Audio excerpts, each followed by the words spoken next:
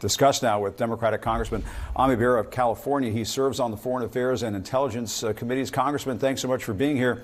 What are you hearing about these attacks? And as Ben Wiedemann was just saying a few moments ago, the potential for reprisals in the coming days. Yeah, I think our concern is the potential of escalation, opening a northern front. Obviously, things are still very tense. The questions we're starting to ask are, why at this particular moment in time? Again, Secretary Blinken's in the region.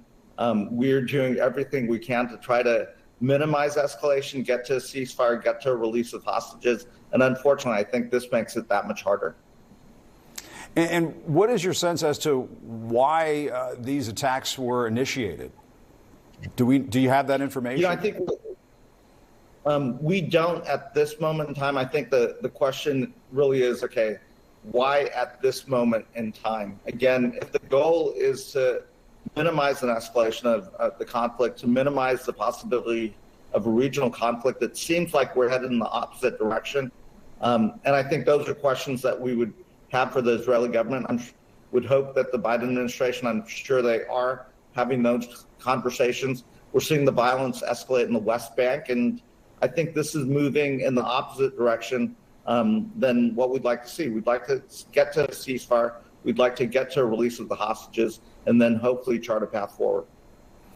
And Congressman, a source tells CNN that Israeli Prime Minister Benjamin Netanyahu will not meet with President Biden during next week's UN General Assembly in New York. Do you think that's a mistake?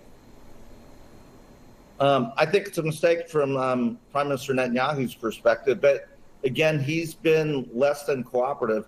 I don't think there's a better ceasefire deal that is going to be on the table. I know Secretary Blinken, Director Burns, everyone's been working overtime. I know, talking to the families of the hostages, they're very concerned. My perspective from the Israeli population is that they would like to get the hostages released as well. And, I think the only ones that are benefiting from an escalation of the conflict really is Iran and their proxy groups. And, I'm very worried about what comes next for Israel. Indeed. And Congressman, I do want to switch gears, talk to you a little bit about the campaign. I want to talk about those baseless claims about Haitian migrants eating pets and so on in Springfield, Ohio. Of course, we'll note again, they are here legally. But former President Donald Trump's running mate, Senator J.D. Vance of Ohio, is calling them illegal aliens, quote, illegal aliens. Let's listen to this. Kamala Harris used two separate programs, mass parole and temporary protective status. She used two programs to wave a wand and to say, we're not going to deport those people here. Well, if Kamala Harris waves the wand illegally and says these people are now here legally, I'm still going to call them an illegal alien. An illegal action from Kamala Harris does not make an alien legal. Congressman, what's your response to that? I think that rhetoric, the racist tropes that Senator Vance is using are very dangerous. TPS is a legal process. These folks have legal status. I listened to the mayor of Springfield. I listened to folks in Springfield. They don't want anything to do with this. Those are folks that are there legally, helping out with their workforce, and now they're being targeted. And again, I think it is despicable what Senator Vance is doing.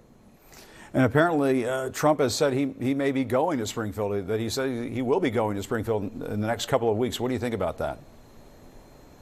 I think it's a bad idea. I think you're just stoking and fanning the flames here in a really tense situation. These are innocent individuals who are legally in the country, and to target them based on their race, the color of their skin, I think that is really despicable.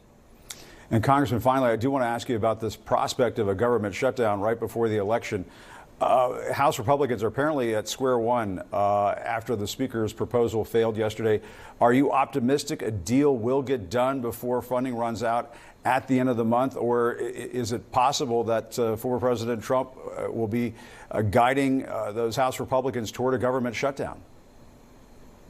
I think it would be foolish to have a government shutdown. I think we will get a deal. I think, talking to plenty of my Republican friends, there's a deal to be had, a clean continuing resolution that takes us to December. I think that's where we'll land and get that done probably next week. All right. Congressman Bera of California, thank you very much for your time this morning. Really appreciate it.